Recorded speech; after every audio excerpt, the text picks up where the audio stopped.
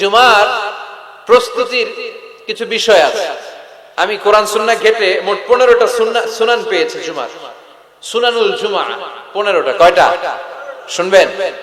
অনেক রাত হয়ে গেছে। আল্লাহু আকবার। 11:45 বাজে আমার ঘড়িতে। শেষ করে দিব? আর কয়েক মিনিট শোনা যাবে? তাহলে শুনেন, এই জুমার দিনে আমাদের করণীয় কি, আমাদের সুন্নাহগুলো কি। এই জুমার দিনে কিছু সুন্নাহ আছে, এই সুন্নাহগুলো যদি পালন করি তাহলে জুমার সর্বোচ্চ বারাকা, মার্সি এন্ড ব্লেসিংস, রহমত এগুলো হাসিল করা যাবে, ঠিক কি না? জুমার দিনের 1 নাম্বার সুন্নাহ হচ্ছে ওই জুমার দিনের সকালের ফজরের সালাতটা জামাতে পড়া। সবাইকে খাইছে রে, এটা আবার কোন ওয়াজ শুরু করছে? এতক্ষণ তো ভালো লাইনে আছিল, এখন আবার কোন লাইন ধরলো? আফদালুস সালাহ ইনদাল্লাহি সালাতুস সুবহি ইয়াউমাল জুমআতি ফি জামাআ। আল্লাহর কাছে সবচেয়ে প্রিয় নামাজ জুমার দিনের ফজরের নামাজটা জামাতের সাথে আদায় করা। সুবহানাল্লাহ পড়েন। মুনাফিকের কাছে 2 ওয়াক্ত সালাত সবচেয়ে কঠিন, একটা ফজরের সালাত আর একটা এশার সালাত। এক স্কলারকে জিজ্ঞেস করা হলো সকালের বাতাসটা এত সুন্দর, নির্মল আর সুস্নিগ্ধ কেন? ওই স্কলার উত্তর দিয়েছিল, এর কারণ সকালবেলা ফজরের সময় মুনাফিকগুলো কাঁথার নিচে সব লুকিয়ে থাকে আর নাক ডেকে ঘুমায়। তাই মুনাফিকদের নাকের বাতাসের দুর্গন্ধ বাতাসে মেশে না, তাই বাতাসটা তো সুস্নিগ্ধ আর নির্মল। এজন্য সকালবেলা হচ্ছে আল্লাহ ওয়ালাদের আনাগোনা, আল্লাহর ওয়ালিদের আনাগোনা। মুনাফিকরা ওই টাইমে বেরোতে পারে না, ওরা থাকে কম্বলের নিচে। আছে না নাই? এজন্য জুমার দিনের প্রথম সুন্নাহ হচ্ছে ওই দিনের ফজর নামাজটা জামাতের সাথে পড়া যাবে? একটু চেষ্টা করা যাবে না? আচ্ছা, 2 নাম্বার জুমার দিনের সুন্নাত হচ্ছে আসওয়াক, মেসওয়াক করা। আসেনি আপনাদের? মাতহারাতুন লিল ফাম মারদাতুন লির-রব। বিষ্ণু ইসলাম বললেন এটা দিয়ে জিহ্বা পরিষ্কার হয়, দাঁত পরিষ্কার হয় আর আল্লাহর সন্তুষ্টি অর্জিত হয়। বিশ্বনবী জাইতুনের ডাল দিয়ে মেসওয়াক করতেন আর বলতেন নি'মা সিওয়াকি আয-যাইতুন ফাইন্নাহা সিওয়াকি ওয়া সিওয়াকুল আমবিয়া মিন ক্বাবলি। জাইতুনের ডাল কত সুন্দর মেসওয়াক হয়, কারণ এই ডাল দিয়ে আমিও যেমনি মেসওয়াক করি, আমার আগে লক্ষাধিক নবী এই জাইতুনের ডাল ভেঙে মেসওয়াক করেছেন। আবার বিশ্বনবী ইন্তেকালের আগে মেসওয়াক দিয়ে দাঁত পরিষ্কার করেছেন। বিশ্বনবীর শালা আব্দুর রহমান যখন ঢুকলেন, আম্মা জান আয়েশার ভাই আব্দুর রহমানের হাতে একটা মেসওয়াক ছিল। বিশ্বনবীর দেহটা এত দুর্বল, কথা বলতে পারেন না, শুধু 2টি চোখ দিয়ে ফেল ফেল করে মেসওয়াকের দিকে তাকিয়ে আছে। আম্মা জান আয়েশা বুঝলেন বিশ্বনবী মেসওয়াক করতে চান। বিশ্বনবীকে মেসওয়াকটা এনে নিজ দাঁত দিয়ে চিবিয়ে চিবিয়ে নরম করে বিশ্বনবীর হাতে দেয়া হলো। বিশ্বনবী মেসওয়াক করলেন। ইন্তেকালের আগে বিশ্বনবী যেই আমলটা করেছেন ওই আমলটা ছিল মেসওয়াক করার আমল। মেসওয়াক করতে রাজি আছেন? প্রতি সালাতের আগে আমরা মেসওয়াক করব ইনশাআল্লাহ পড়ে।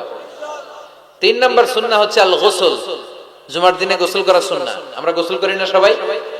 আচ্ছা। 4 নাম্বার সুন্নাহ হচ্ছে আদ-দুহুন, তেল ইউজ করা। বিশ্বনবী বলেছেন তেল খাও, তেল দাও, তেল মালিশ করো, তেলের ভিতরে আল্লাহ বরকত ঢুকায় দিয়েছে। ওয়াদ-দাহিনু ফাইন্নাহা ওয়াদ-দাহিনু ওয়াজ-যাইত ফাইন্নাহা মিন শাজারাতিন মুবারাকা।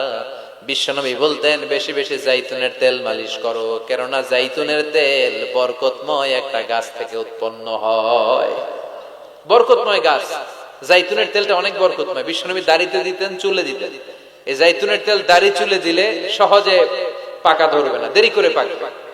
দেহের মধ্যে যদি মেসেজ করেন দেহের বয়সের ভারত্ব, কুচকে যাওয়ার, চামড়া কুচকে যাওয়ার যে রোগ, এটা কমে যাবে, দেহটা ক্লিন থাকবে, স্মুথ থাকবে। সুবহানাল্লাহ পড়েন। এজন্য তেল মালিশ করা এটা সুন্নাহ। 4 নম্বরে হচ্ছে আত-তিব। তিব মানে সুগন্ধি। তিব মানে কি?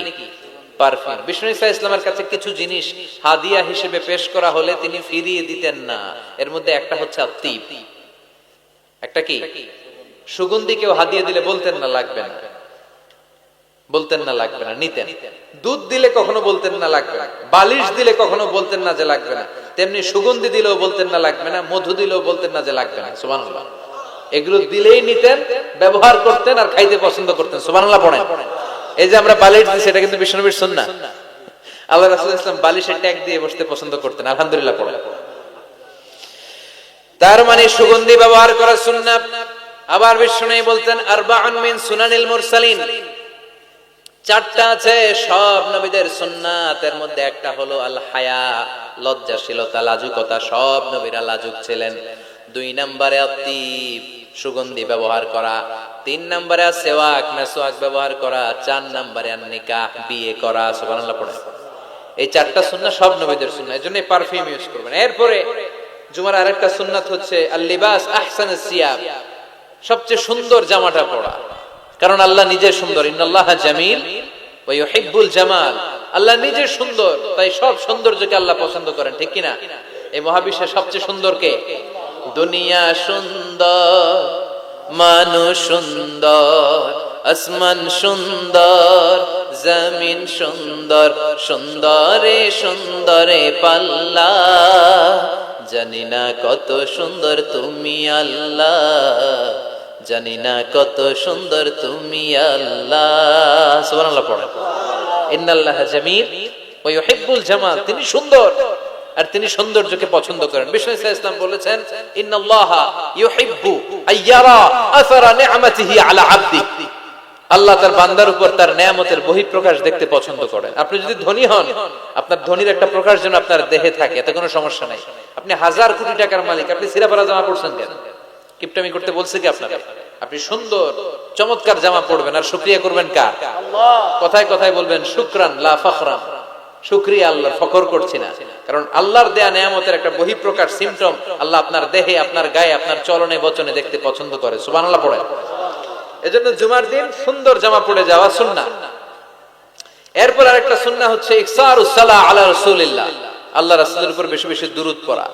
বিশ্বনবী বলেন, জুমার দিন বরকতময় দিন, এই জন্য এই দিনে তোমরা আমার উপর আকসিরু আসসালাতা আলাইয়া, আমার উপর বেশি বেশি তোমরা দুরূদ পড়বা। ফা ইন্না সালাওয়াতাকুম মা'রুদাতুন আলাইয়া, কেননা তোমাদের দুরূদ আমার কাছে পেশ করা হবে। সাহাবারা বললেন, কাইফা সালাওয়াতুনা মা'রুদাতুন আলাইকা ইয়া রাসূলুল্লাহ ওয়া ক্বাদ আরিমতা, ও নবী, মরার পরে আপনি পচে গলে মাটির সাথে মিশে যাবেন, মিশে যাওয়ার পরে আমাদের সালাতগুলো কে আপনার কাছে পৌঁছাবে, কেমন করে পৌঁছাবে? বিষ্ণু বললেন, ইন্নাল্লাহা হাররামা আলাল আরদি আন তাকুলা আজসাদাল আমবিয়া, আল্লাহ তাআলা জমিনের মাটির জন্য নবীদের দেহ খাওয়াকে চিরকালের জন্য হারাম করেছেন। জমিনের মাটি আমারে খাবে না।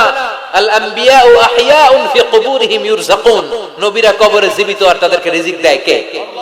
তবে এই জীবিতটা আমরা এখন যেমনি জীবিত, এই জীবিত নয়, এটা আলামুল বারজাখে নবীদের জন্য স্পেশাল একটা স্ট্যাটাস। কোন সুবহানাল্লাহ। এজন্য এই দিনে বেশি বেশি বিষ্ণু ঈসা ইসলামের উপর দুরূদ পড়ার দরকার আছে না নাই? এরপরে বিষ্ণু বললেন, আরেকটা সুন্নাহ হচ্ছে সূরাতুল কাহফ তেলাওয়াত করা। কোন সূরা? একেবারে কোরআনের মাঝখানে, জানেন এটা একেবারে কয় পারায়? 15 পারায়। এমন কি এই সূরা কাহফের মাঝখানে একটা শব্দ আছে ওয়ালিয়াতালাত্তাফ। দেখবেন কোরআনের সব শব্দ বাক্য এক মানে ফন্টে লেখা, এই ওয়ালিয়াতালাত্তাফ এটা আলাদা ফন্টে মোটা করে লেখা, কারণ এটা হচ্ছে মিডল অফ দা কোরআন, কোরআনের একেবারে মাঝখানে। এটার আগে যত শব্দ তার পরে তত শব্দ, এটার আগে যত অক্ষর তার পরে তত অক্ষর। সুবহানাল্লাহ পড়ে।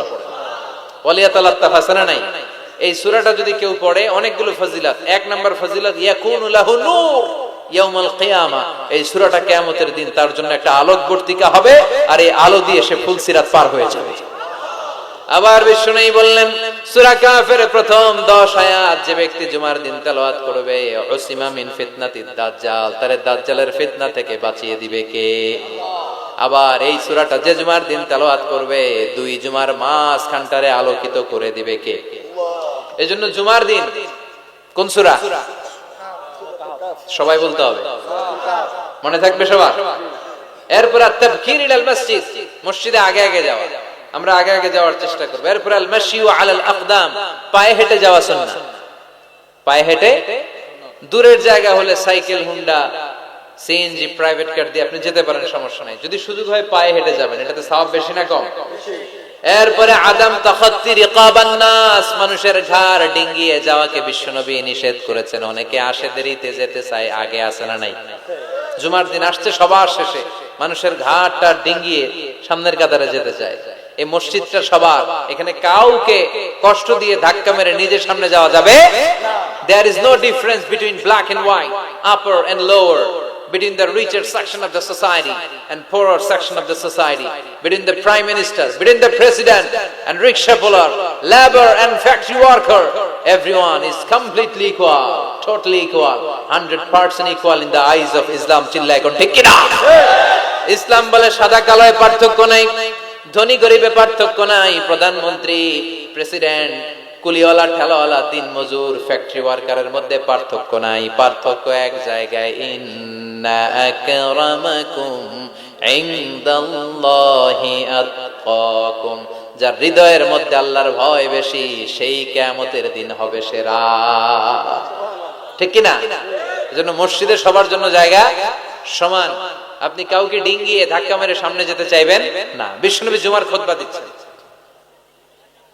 শুনতেছেন? জুমার খুতবা দিচ্ছেন, তিনি দেখলেন পেছন থেকে একজন সব সাহাবীদেরকে ঘাট ডিঙ্গিয়ে আসতেছেন। বিশ্বনবী বলেন, এজলিস, বসো মিয়া, ফাকাদ আদাইতা ওয়া আনাইত। আসছো দেরি করে, আবার সবার কষ্ট দিচ্ছ, আসছো দেরি করে আর কষ্ট দিচ্ছ সবাইকে। এজলিস, যেখানেই জায়গা পেয়েছো ওখানেই বসে যাও। এজন্য গ্যাপ পেলে যেয়ে বসবেন, কিন্তু ধাক্কা ধাক্কি করে জায়গা নাই, অন্যজনের কষ্ট দেয়া যাবে। এরপরে দুখুলুল মসজিদে রাকাতাইন, মসজিদে যখন প্রথমে ঢুকবেন তখনই 2 রাকাত পড়বেন। কয় রাকাত?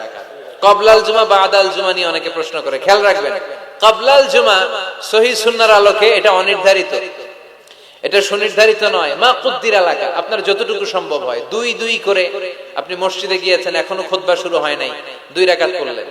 দেখেন খতিব আসে নাই, তো আরো 2 রাকাত পড়েন। খতিব হুজুর এখনো আসে নাই, তো আরো 2 রাকাত পড়েন। 2, 4, 6, 8 যত মনে চায় পড়েন। এটা অনির্ধারিত, 2 করে ইচ্ছা মতো পড়বেন।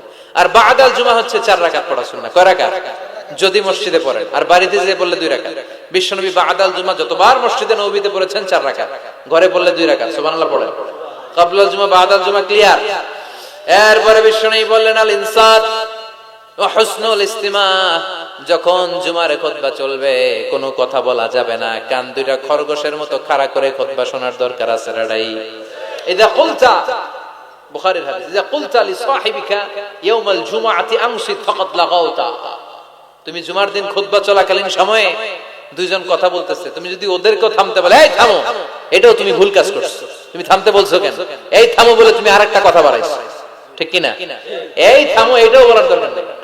ফাকাদ লাগাউতা, তুমি অনর্থক কাজ করেছো। এজন্য জুমার দিন খুতবা চলাকালীন pin drop silent, no talk, কোনো কথা বলা যাবে। এরপর তাহাউল মান গালাবা আলাইহি আন-নুআস মিন মাকানি। জুমার খুতবা শুনতে শুনতে যদি ঘুম আসে, জায়গা চেঞ্জ করে ওযু করে মুখে পানির ঝাপটা দিয়ে অন্য জায়গায় বসা সুন্নাত। সুবহানাল্লাহ কইবেন না? কি সুন্দর ইসলাম। মাঝে মাঝে জুমার খুতবা শুনতে গেলে ঘুম আসে না নাই? জুমার দিন ঘুমাই নাই এমন কোন আল্লাহর ওলি আছে নাকি এই জায়গায়? আমি কত ঘুমাইছি ছোটবেলা, মসজিদে ঢুকলেই খালি ঘুমাস। সুবহানাল্লাহ কইবেন না? কারণ আমরা ঢুকার সময় কি পড়ি? আল্লাহুম্মা আফতাহলি আবওয়াব রাহমাতিক, আল্লাহ রহমতের সব দরজা খুলে দাও। এত রহমত ঢালে, রহমতের ঠেলায় খালি ঘুম। আছে না নাই?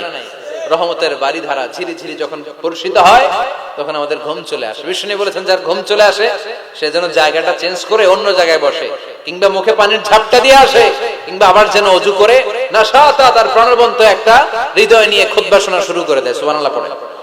আবার বিষ্ণু বলেছেন, নামাজ পড়ার সময় কারো যদি ঘুম আসে সে যেন ঘুমিয়ে নেয়।